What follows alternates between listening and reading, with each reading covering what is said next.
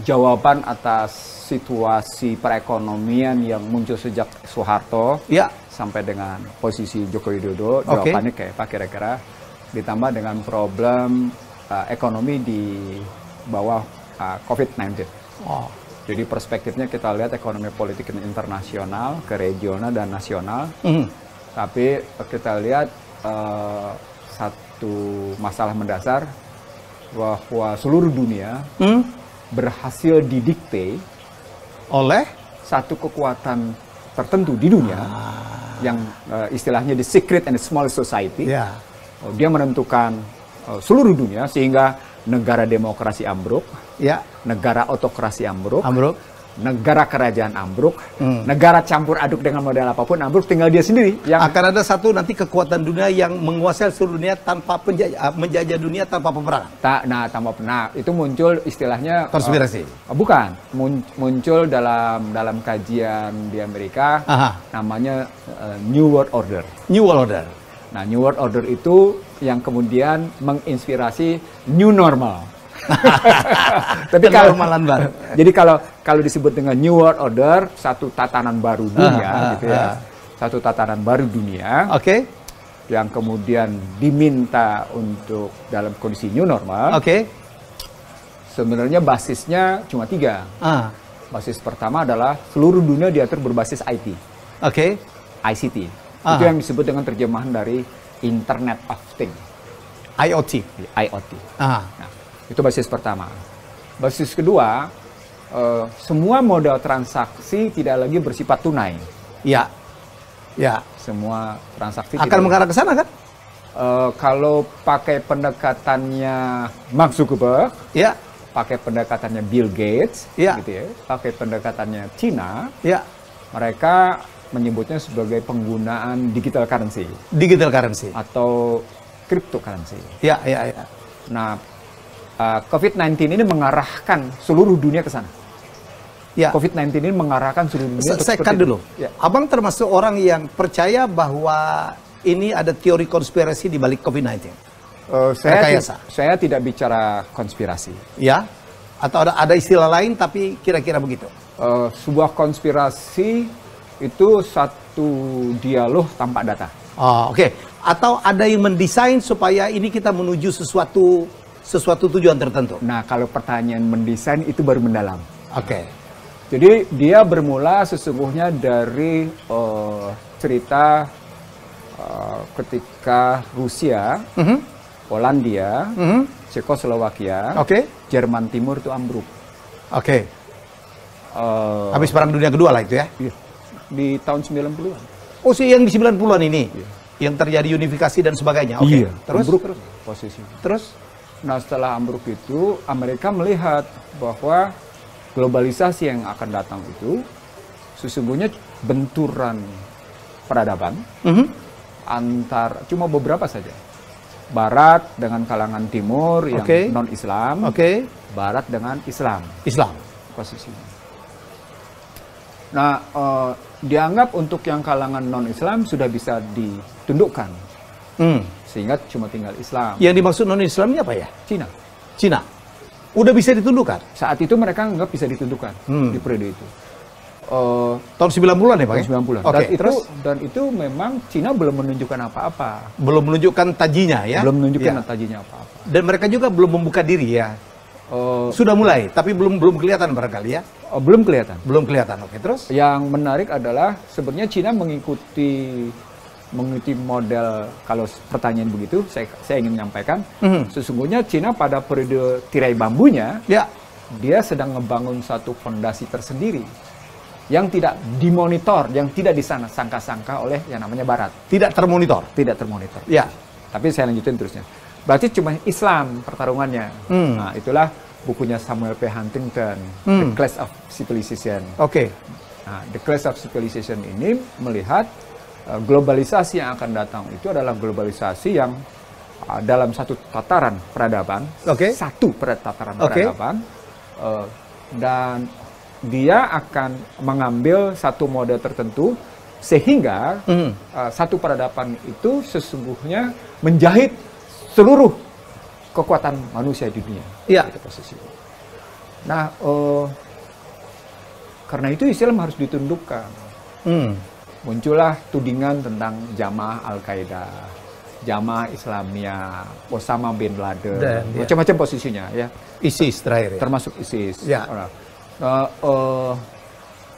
Itulah kejadian 11 September 2001. Yang itu pun katanya fake juga itu ya. Ada kalau apa ya pakai menyebutnya? Kalau pakai data Michael Moore, kalau pakai data sutradara gila itu, sutradara gila itu flying victim. Flying victim kan? Dari sejumlah film yang saya punya 3 film dalam versi yang berbeda, gitu ya. Bagaimana sebuah gedung yang demikian tinggi itu rontoknya menarik gitu. Itu kalau tidak disiapkan rontoknya dari pondasi dari pondasi nggak mungkin kan? Nggak mungkin seperti itu. Dan itu mereka urut satu persatu secara dan itu menarik. Ilmunya bukan cuma sekedar ilmu konstruksi sipil gitu ya, tapi memang ilmunya diambil dari bagaimana modal ledakan yang tidak kemana-mana. Oh, itu diambil semuanya ilmunya. Gila ya. Sampai kayak gitu. Tapi poinnya adalah flying victimnya sukses. Tapi ternyata nggak cukup sampai di situ. Terjadi bom Bali. 2002 kan? Sampai ke sana? Oh iya dong. Oh iya? Kan ini motifnya adalah motif bagaimana membangun, ini nanti berhubungan dengan COVID-19. Bagaimana ngebangun masyarakat yang paranoid. Ya. Bagaimana membangun anxiety society. Ya. Masyarakat yang cemas. Ya. Yang paranoid, cemas. Dan masyarakat yang kemudian fear, ketakutan karena akan menegakkan keyakinan sendiri, dia punya ketakutan. Sehingga tujuannya akhirnya bisa dikuasai, bisa dikendalikan. It's a part of the way to the New World Order. New World Order. Ya. Jadi cara untuk mencapai New World Order itu posisinya.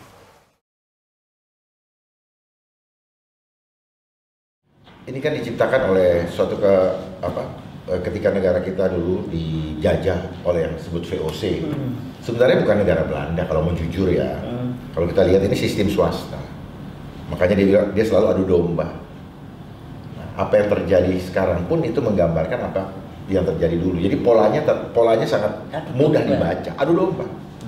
Adu domba. Adu domba itu paling enak. Ibu disuruh sama berantem, ibu digosok, saya digosok. Saya cuma yang ngadu dombanya nonton-nonton aja kan. Ya, ibu hancur atau saya yang hancur, sama-sama dikendalikan. Atau ibu yang menang, saya kalah, tetapi tetap dua-duanya dikendalikan. Itu sistemnya seperti itu. Jadi sangat sistematis. Jadi itulah dia non-state actor ini punya struktur. Nah, bagaimana cara bekerja mereka itu sangat sistematis. Sistematis itu dia membuat suatu prosedur lah. Ya. Prosedur yang sangat sistematis sehingga apa yang terjadi dicetak sesuai dengan proses yang dilewati. Jadi in garbage, out garbage. Oh ya. Ya, itu dia proses itu. Sehingga orang melihat bahwa apa yang terjadi itu sebagai suatu yang memang seperti karena sistematis, dipikir alami. Oh, sepertinya alami. Seperti alami. Dari yang ini dari itu. Iya, itu sepertinya alami. Ya. Padahal kalau mau memahami lebih dalam, sama sekali tidak alami. Sama sekali tidak alami. Nah, terus yang ketiga? Yang ketiga, apa yang sedang terjadi saat ini, saya beranikan diri sampaikan bahwa ini kita sudah masuk ke dalam program ketiga dan program yang terakhir, yaitu program control population. Control population. Control population adalah akhir daripada programnya mereka yang tujuannya adalah merekayasa seluruh aspek kehidupan manusia. Dan kita semua sebagai manusia ciptaan Allah kehilangan jati diri, menjauh dari fitrah kita yang tadinya kita langsung di bawah kendali Allah karena kita punya free will. Ketika mereka ambil kendali, kontrol kita, maka kita menjauh dari Tuhan, iman kita hilang, dan akhirnya kita menjadi slave, atau saya sebut dengan budak. Budak. Budak apa ya Pak ya? Ya. Budak apa ya? Budak dunia. Dan mereka begitu, bahkan ketika yang namanya Bill Gates mengumumkan tentang penempatan chip dalam tubuh manusia, itu menggambarkan betapa dengan mudahnya manusia akan teridentifikasi karena ada chip dalam tubuh yang ditaruh di jari. Dan katanya ujungnya ke sana nanti ya. Itu COVID-19 akan dicipin semua ya. Iya, di COVID-19 itu arahnya ke sana posisinya. Itu yang saya bilang saya tidak. Jadi ini rentetannya ada, berkaitan rentetan. Itu makanya, coba Anda lihat kenapa Calibra itu digital currency-nya Mark Zuckerberg. Ya. Itu ketika pertama kali disampaikan oleh Mark Zuckerberg ditolak oleh Federal Reserve. Ya. Bukan Federal Reserve, tapi poinnya adalah orang-orang yang menentukan di Federal Reserve. Orang-orang yang menentukan di Treasury Department, Kementerian Keuangan Amerika. Tapi ternyata ketika Mark Zuckerberg mau bergabung dengan kekuatan Federal Reserve dan kekuatan Treasury, diterima. Tahu kenapa? Kenapa? Karena di belakang yang namanya Facebook ada warga negara Facebook yang jumlahnya 2,3 miliar. Yang presidennya adalah Mark Zuckerberg. Itu negara tersendiri negara juga, tersendiri. Negara digital. Iya, negara digital tersendiri. Ya kan? Facebook bisa memperkenankan Anda dan tidak memperkenankan Anda untuk melakukan sesuatu kok di jejaring dia. Itu makanya ada tulisan dari, saya katakan, minggu lalu, ada tulisan dari Syndicate, Project of Syndicate. Ya. Tulisannya tentang betapa tidak menyenangkannya oligopoli dari perusahaan-perusahaan infrastruktur IT. Karena mereka memang monopoli. Ya. Dan itu bisa dihitung dengan tangan berapa orang pemain. Pemiliknya cuma itu juga. Dia juga. Dan itu yang akan memainkan New World Order. New World Order. Mereka, kita ini sekarang kan udah terpantau, udah jadi budaknya itu ya. Itu makanya kalau kita mau ambil dalam perspektif tadi perang yang disebut tadi dalam rangka perang peradaban, sesungguhnya COVID-19 membuktikan si small society itu, the secret society itu is the winner. Is the winner. The others, the biggers gitu ya, yang lain yang gede-gede itu loser. And they are ruling now. Dia diatur semuanya. Suka tidak suka? Saya mendengar. Apa indikatornya? Sederhana indikatornya. Ya. Dalam konstruksi COVID-19 misalnya, gitu ya, ketika Xi Jinping menyatakan vaksin harus public goods, seluruh negara barat menyatakan vaksin untuk COVID-19 commercial goods. Itu sudah beda. Dan mereka menang, kenapa? Karena semua negara... Pak, ini artinya Cina itu tidak menjadi bagian dari ini ya? Cina mencoba melakukan persaingan atas posisi itu. Makanya ketika kemarin sekitar sebulan lalu Cina menguji digital currency-nya di 4 provinsi, The Guardian menyatakan di tengah COVID-19 masih belum mereda, Cina melakukan uji coba yang luar biasa dan mengagetkan dunia. Enggak, dia nggak mengagetkan dunia. Karena pada Desember kemarin, Bank Indonesia menghentikan MiChat dan WeChat sebagai payment system yang berlaku di Bali. Artinya mereka sudah cobain namanya digital currency. Gitu loh melihatnya. Padahal sebelumnya di sekitar bulan November, di sebuah hotel mewah di Jakarta di kawasan Sudirman, gitu ya, diadakan yang namanya International Conference Bitcoin International Conference. Di Jakarta. Di Jakarta. Anda tahu siapa pesertanya? 80% warga negara China berpaspor. Ya, warga negara China berpaspor 80%. Jadi orang luar. Orang luar. Bukannya Chinese Indonesia. Bukan. 20% pesertanya orang-orang China di Indonesia. Apa artinya? Sesungguhnya China sedang menyiapkan satu model komunitas tersendiri untuk menerapkan sistem digital currency di Indonesia. Itulah dampak dari WeChat sama MiChat karena mereka sukses kemarin di Bali. Jadi artinya kalau kita ambil dari sana, kita ngeliatnya begini. Ada pertarungan tajam antara China dan Amerika yang bukannya surut karena COVID-19, bahkan memuncak. Tahu? Kemarin mereka kan perang tarif nih. Jadi perang itu terus ya. Nah, kalau perang tarif kan sesungguhnya cuma perang dagang, Helmi. Iya, itu trade war ya. Dalam buku saya menyebutnya. Sebelum trade war, saya menggunakan istilah industrial manufacture war. Itu the other name of trade war. Karena basisnya adalah industri, manufaktur. Gitu ya. Makanya saya sebut sebagai industrial manufacture war. The main itu adalah trade war. Yang kedua, ICT, currency war. Currency war. Orang tidak mengerti apa yang disebut dengan currency war. Orang cuma bilang perang nilai tukar. No, perang nilai tukar ini sesungguhnya hakikatnya adalah competitive devaluation. Agar harga barang Anda di pasar lebih murah. Lebih murah, betul. Itu yang disebut dengan competitive devaluation. Persaingan mendevaluasi nilai tukar agar barang Anda di pasar internasional lebih murah. Lebih murah. Gitu. Itu yang disebut dengan currency war. Yang ketiga, ini sudah masuk yang namanya ICT. Apa indikatornya? Indikatornya sederhana. kasus Huawei, di mana Sabrina Meng ditahan di Kanada atas permintaan Amerika. Dan kemudian ditangkap, sejumlah negara bermitra Amerika diminta untuk tidak menggunakan, melarang bahkan penerapan Huawei. Ya, dari mulai Australia, New Zealand, Kanada, jadi Amerika. perangnya jelas kelihatan. Jelas sekali. Kumulasi dari 3 hal ini saya sebut sebagai perang ekonomi. Sebenarnya kalau diambil dari cerita kayak gini, ini karena Cina pernah menyatakan, saya tidak ingin menggunakan US dollar. Dan itu persoalan besar. Itu perlawanan luar biasa. Yang kedua, Cina juga bilang, saya tidak ingin menggunakan bank dunia. Saya ingin punya bank tersendiri.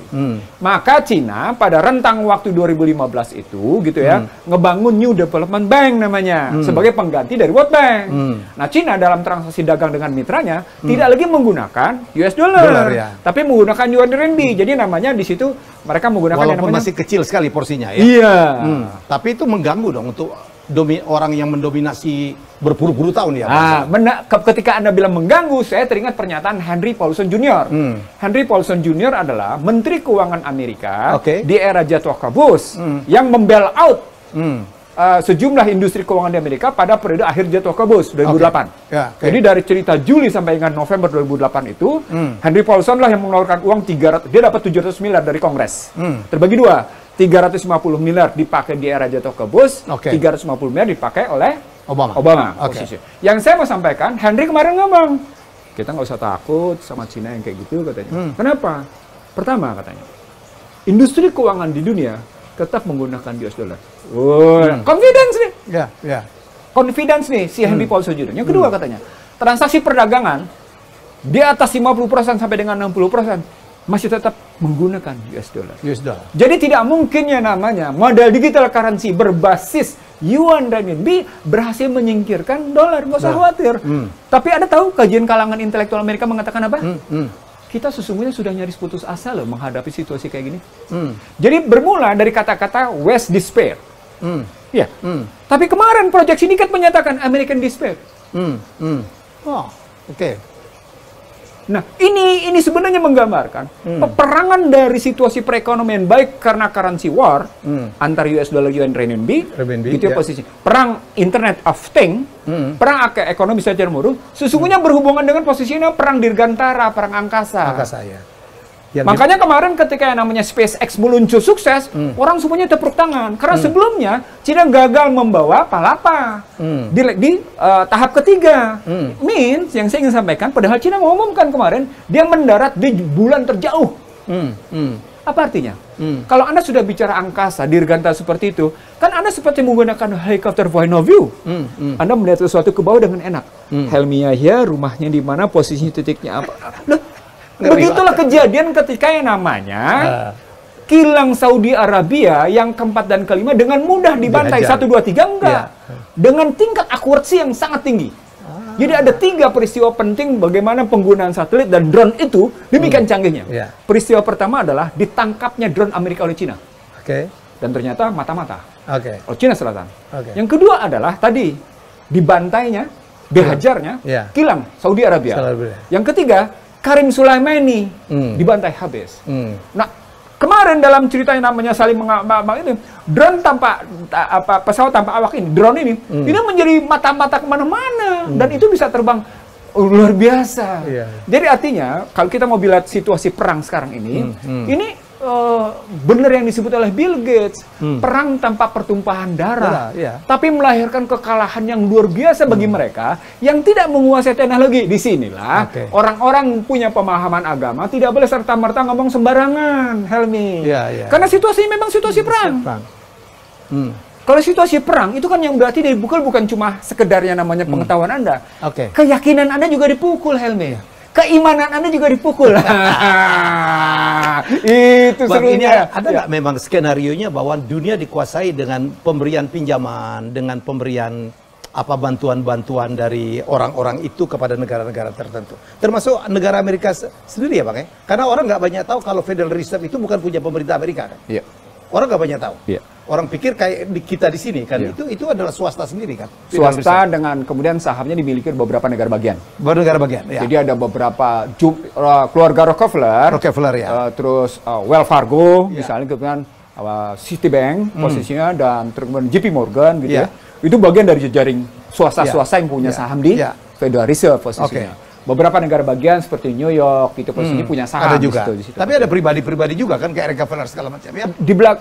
Itu menarik ketika Anda menyebut ada pribadi, itu berada di belakang institusi-institusi keuangan.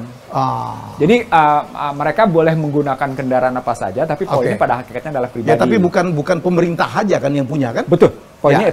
Tapi yang saya mau cerita adalah orang mestinya tahu bahwa yang namanya penentu keuangan dunia pada hakikatnya adalah tadi yang saya sebut sebagai the smallest society, secret society.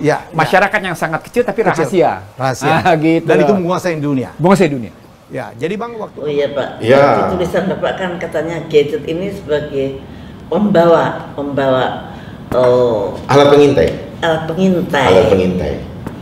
Yang alat pengintai. Ceritanya siapa begini. yang mengintai? Dia punya machine learning di dalam teknologi itu. Machine learning yang ada di dalam tubuh itu. Jadi dia punya ini bekerja sama seperti selnya manusia. Jadi handphone ini mohon izin, ini hanyalah casing yang terlihat di luar. Sama seperti tubuh kita. Tubuh kita ini casing. Tetapi yang menghidupi sel-sel yang ada memenuhi tubuh kita. Betul, Bu? Nah, ini isinya sel semua. Makanya dibilang cellular phone. Pernah nggak ada yang berpikir bahwa ini dibilang cellular phone karena dia belajar dari sel tubuh manusia? Yaitu serem amat. Ya, padahal seolah-olah semua menjadi mudah kan dengan. Itu cuman iklan awal. Itu promosi. Supaya apa? Supaya ibu tertarik menggunakannya. Dan sudah tertarik kemudian etik lagi. Ya, karena nggak bisa berpisah. Inilah yang dibilang sistematis dan akhirnya masif. Masif apa? Semua orang pakai. Terpaksa memakai. Karena sistem. Terkucil. Karena sistematis. Ya, sistematis. Masif memaksa, kita kepaksa makainya. Intensitasnya tinggi. Ya, makanya kalau ini suka bikin pusingnya apa? Ada WA, ada masuk berita-berita segala macam yang hampir nggak sempat mikir. Tetapi kita lihat kan, itu kerekam tuh Bu. Tergantung apa yang dikirimin, gambar porno kah, apakah itu rekam. Dan itu bukan apa namanya, bukan alami, dibikin untuk memprogram kita keluar dari citra Allah, menjadi manusia-manusia yang brengsek. Oh my God. Ini hancur, ini apa jati diri bangsa. Terus kemudian masih apa namanya satu lagi skala besar. Partai besar semua orang memiliki Bu. Dulunya mahal kan Bu. Sekarang sampai level bawah sekali. Seluruh servant juga memiliki ini. Iya. Nah, setelah ini semua masuk, tujuannya apa? Nanti saya kasih tahu dulu. Untuk mengintai karakter kita. Mengukur ini Ibu Siti ini kekuatannya seperti apa? Kekuatan nih, mentalnya seperti apa? Lemahnya di mana? Oh, mata duitan misalnya, oh lemah. Gitu. Dia ngintip situ. Jadi kayak penangkapan itu kan ngintip, gitu kan? Gitu. Dia pelajari kelemahan, SWOT analysis lah kalau Ibu tahu, SWOT kelemahan, strength, weakness, opportunity. Nah, setelah itu kembali data itu dipelajari oleh mereka. Ini adalah perang non fisik sebenarnya. Kalau perang fisik kan kirim orang untuk ngintai wilayah yang mau ditaklukkan kan. Setelah ini kembali lagi laporan, pelajari kapan waktu menyerang yang terbaik. Pada saat seperti apa? Ya pada saat orang terlena, pada saat orang punya euforia yang dipikir hidup ini akan 1000 tahun lagi, terus orang pada membangun kemegahan dunia, lupa Tuhan. Pada saat mana? Pada saat orang sudah lupa Tuhan. Itu saat yang tepat kita masuk. Karena kalau orang masih kuat dengan imannya kepada Tuhan, nggak mungkin jebol. Tidak mungkin jebol. Serem amat. Iya, tidak. Dan dia lihat waktu yang tepat. Betul. 2019 masuk. Betul. Pada waktu saya di dalam di Pondok itu kan enggak Bapak ini enggak begitu. Wah itu ibadahnya jauh lebih bagus daripada setelah pegang. Jadi yang justru saya dulu bisa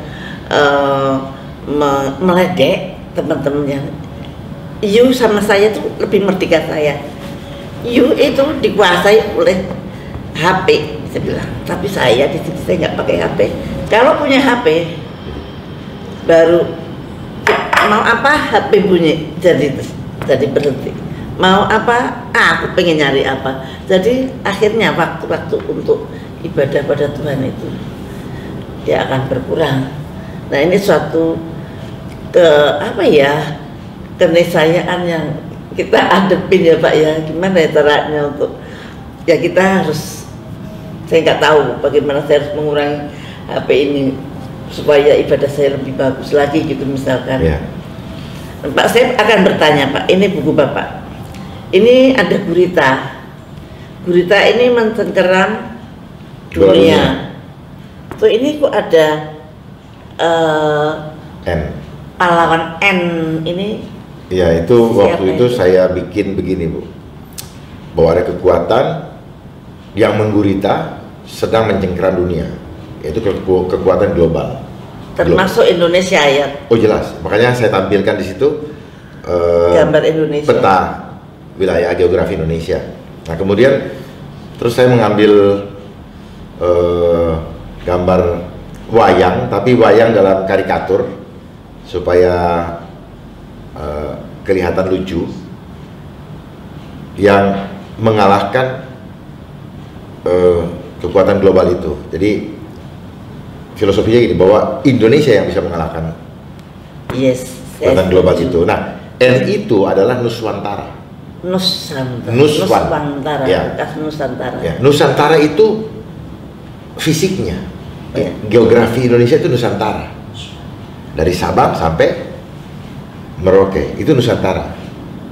Tapi ini nilai spiritualnya Ya. dari makhluk. Ini milenial harus tahu bahwa Indonesia itu adalah ini yang dia akan berhasil loh nembak gurita yang mencengkeram dunia dan Indonesia. Saya nggak tahu kapan, tapi ini tugas milenial nanti ya Pak ya. Ya. Kira-kira panahnya ini apa Pak? Apakah ini Itu bukan preambul Undang-Undang Dasar 45 ya. yang alinea keempat? Jadi sebenarnya Nuswantara itu adalah nilai spiritual dari bangsa Indonesia sebagai makhluknya Allah. Nu adalah makhluk swamandiri, anta menuju rah Tuhan. Jadi yang mampu mengalahkan itu hanya orang-orang yang, kalau bangsa Indonesia ini kembali ke Tuhan. Kalau tidak kembali, bablas. Hanya makhluk Indonesia yang kembali kepada fitrahnya yang akan kembali. Artinya fitrah ini.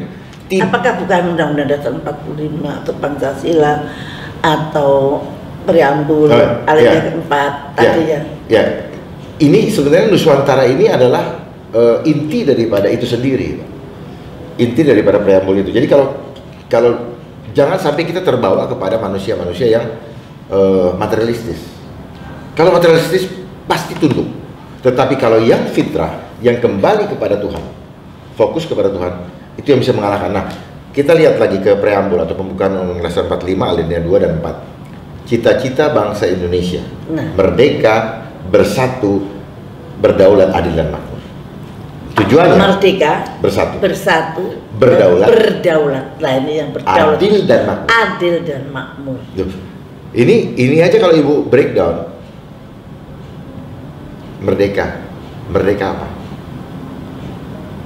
Ya merdeka dari Merdeka ceritanya atau merdeka secara fundamental kita merdeka.